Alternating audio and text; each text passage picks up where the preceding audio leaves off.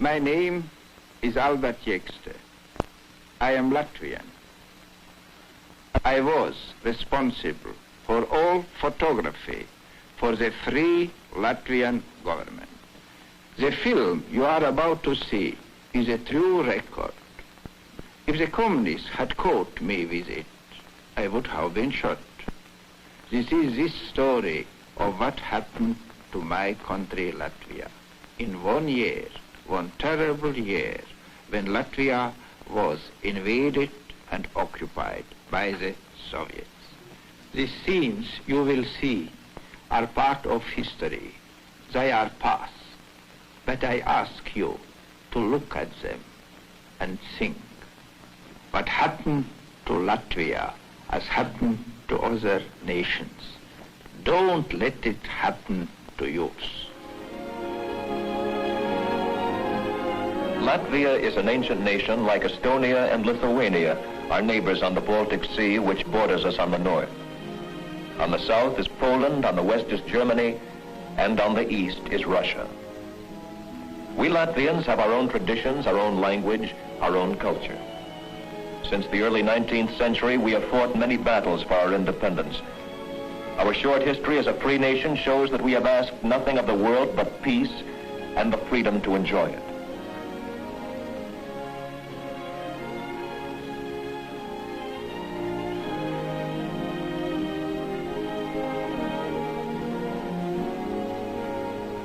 In 1918, Latvia won its independence. At this ceremony in Riga in 1920, our first president, Jekste, is decorating some of the men who distinguished themselves in the final struggle through which we won our independence from the Russians.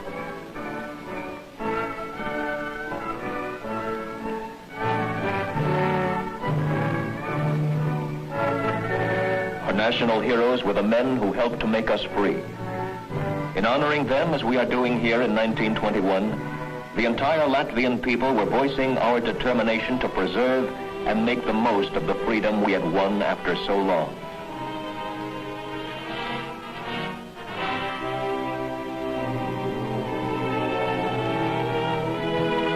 Something else happened in 1921. These are starving Russian peasants who fled across the borders into Latvia. They were among the world's first refugees from the Bolshevik regime.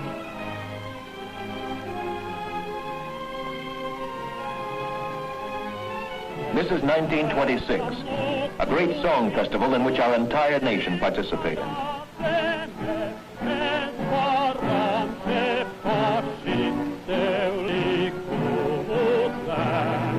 On the right, you see President Relander of Finland, who was Latvia's guest.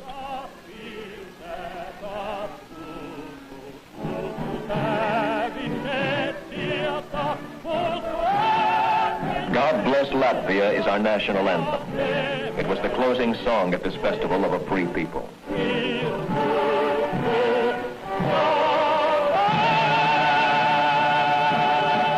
1939, our beloved poet Virza wrote The Fateful Summer, which prophesied the shape of things to come for the people of Latvia and the other Baltic countries. The summer, he said, will never again be the same as it was. The Soviet Union had demanded that we enter into a mutual assistance pact with her.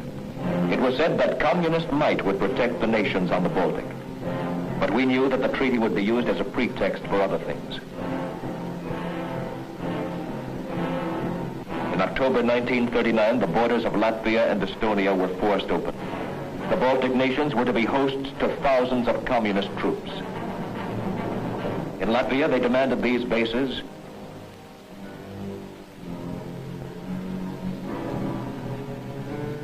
These in Estonia, and still others in Lithuania. On June 15, 1940, the town of Mazlienki was sacked. The Soviets claimed that we had attacked first. They told the world that a nation of 186 million people had to be protected from 6 million bombs. On June 16th, we received an ultimatum: submit to total occupation or be attacked. This meant the end of independence. June 17th, 1940, they moved in to complete the occupation of all 3 Baltic countries. This was in direct violation of 4 treaties between Latvia and the Soviet Union. A peace treaty signed in 1920, a treaty of peace and friendship 1921, a Non-Aggression Pact 1932, and the Mutual Assistance Pact of October 1939. This pact guaranteed no interference in Latvian civil affairs. Against this armed strength, there was no possibility of resistance. On the same day, Andrei Wyszynski came to Riga to initiate the new order. He appointed a puppet government with August Kirchensteins as prime minister. Communists replaced every loyal Latvian in the cabinet.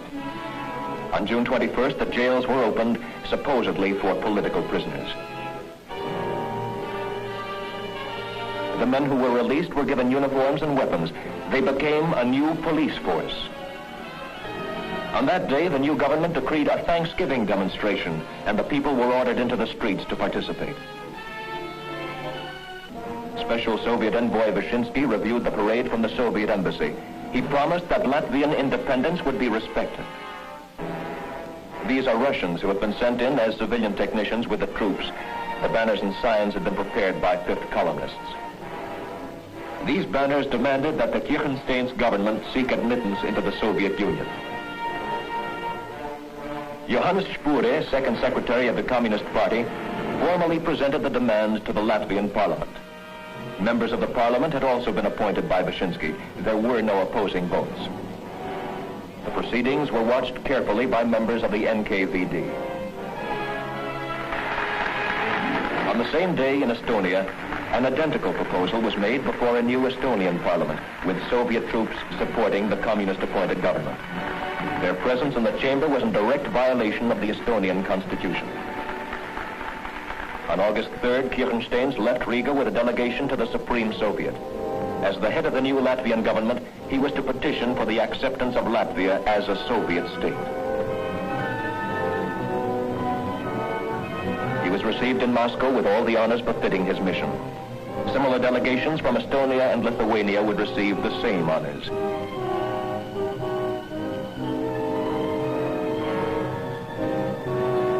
This is the inside of the Kremlin. It has been very rarely photographed. The welcome for the Latvian delegation included applause from Stalin himself. The Latvian delegation, led by Kirchensteins as prime minister, was made up of communists. They were surrendering the Latvian flag for the right to fly the hammer and sickle.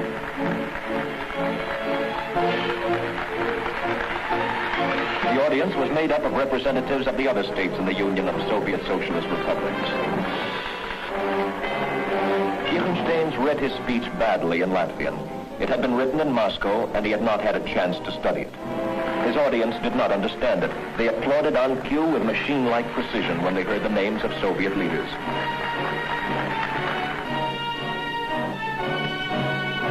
Other Soviet leaders besides Stalin were Khrushchev, Malenkov, and Zhdanov. On August 5th, 1940, Latvia joined the Soviet Union. Estonia was next. Joining in the applause were Molotov, Mikoyan, and Gaganovich. An enthusiastic demonstration speeded Kirchensteins on his way home. There is little doubt that what had taken place was a triumph of communist planning. For Kirchensteins' welcome back to Latvia, Soviet troops were the guard of honor. A red flag was flying over Latvia. It would also replace the flag of Estonia. Under the new regime, national holidays were declared at frequent intervals, sometimes as often as once a week. On these occasions, stores, factories, and offices were closed, and the people were ordered into the streets for mass demonstrations. The theme was the promise of the future, the dawning of a new era of peace and prosperity. After a while, there were 2 holidays a week. Latvia, as a free nation, had ceased to exist.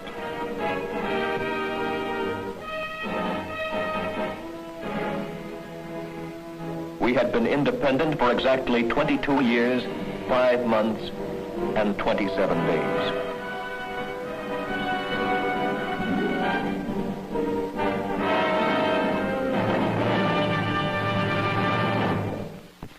Our new constitution was sent from Moscow. Kirchensteins appointed the Latvians to administer the new government. Yanis Asnis, 11 sentences for felonies, released from prison June 21st, became inspector of police. Janis Buczynskis, professional thief serving 3 years and 6 months, chief of the Red Guard. Abram Zipe, housebreaker, serving a 4-year sentence, became officer in charge of housing.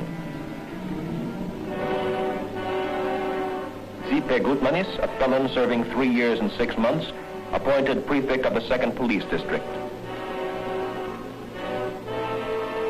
August Zelmins, burglar, serving 6 years, he was appointed chief of police of Daugavpils.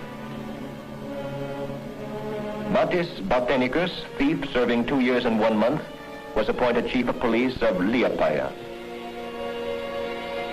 The new government appointed by the communists would govern according to directives from Moscow. Those directives bore little resemblance to the Constitution.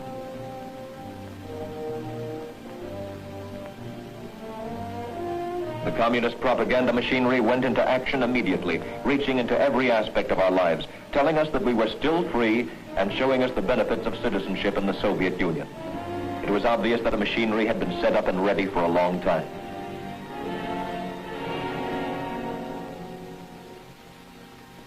Latvian movies made in Moscow replaced our own. There were a great many of them, and it must have taken months to prepare them.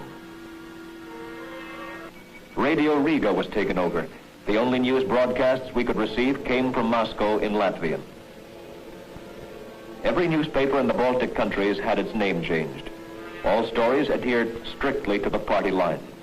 Other sources of information were cut off. Our only Latvian newspapers were put out either by Russians or by Latvian communists. New books suddenly appeared in tremendous quantities and were followed by new poems and articles supposedly written by well-known Latvian writers. New plays appeared too, like this one presented for our children. The character with a long nose symbolizes the spirit of childhood. He is being given a map of the world. The red scarf is supposed to be a magic key that will give him control over the entire world. The play, to its juvenile audience, was quite believable.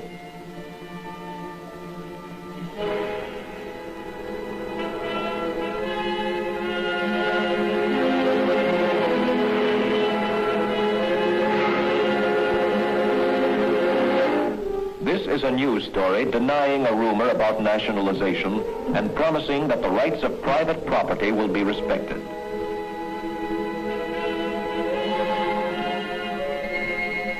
This one, less than a week later, announces nationalization for the biggest banks and industries. What actually happened was that everything was nationalized. All assets other than purely personal belongings were declared to be the property of the state.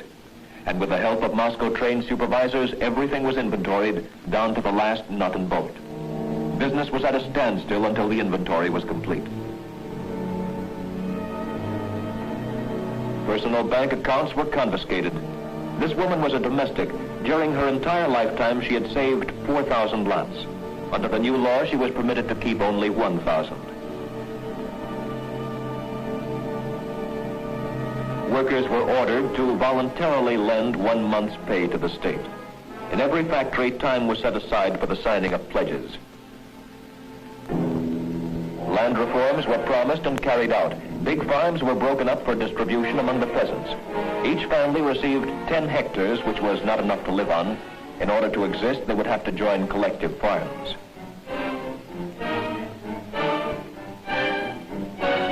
The papers they received were not deeds of legal ownership.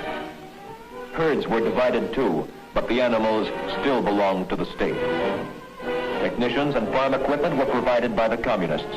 But as soon as the crops were ripe, everything the communists could lay their hands on was shipped to Russia. The new constitution guaranteed freedom from unreasonable arrest. But on one day, June 14th, 1941, 14,000 men, women, and children were shipped to slave labor camps in Siberia. One of the first victims was Karlis Ulmanis, leader of the fight for independence and last president of Free Latvia. These death sentences were found in the pockets of corpses buried in unmarked graves. We found the graves after the communists left our country.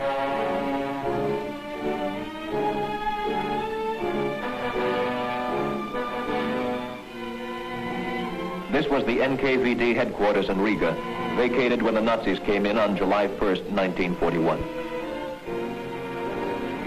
The cells in the basement were empty. The NKVD had left no prisoners. The next room was a torture chamber. Its walls were lined with rubber and it had its own drainage system. On this list are the names of 78 people.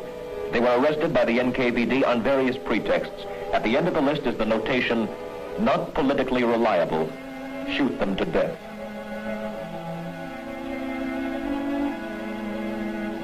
We found their bodies and many others in a mass grave in the courtyard of the Riga city jail. These murdered Latvians were of many different ages and from all walks of life. There were government leaders and manual laborers. Some of them had been communist fifth columnists. I was there when many of the bodies were dug up. I helped to identify them.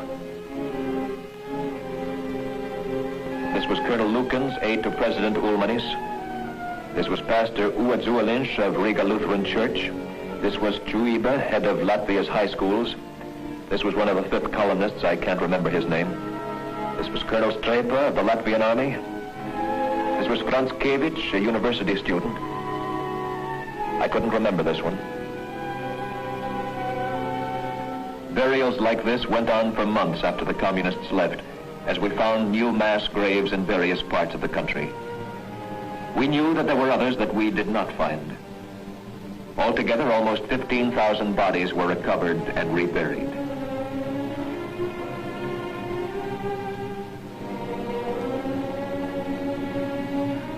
I was there on July 6th, 1941, when this mass funeral took place in Forest Cemetery outside Riga. I was at the side of the grave among the mourners as they listened to the words of Archbishop Greenbergs. These were my people. This happened 14 years ago, but the memory is still fresh in our minds. Today, My Latvia is still occupied. After the brutal Nazi occupation, the communists returned. Those men, Vyshinsky, Khrushchev, Malenkov, Molotov, Mikoyan, Gaganovich, and others are still in control. We know that nothing will be different. We cannot forget the 50,000 of our countrymen who were killed by the communists. You have seen what they did in my country.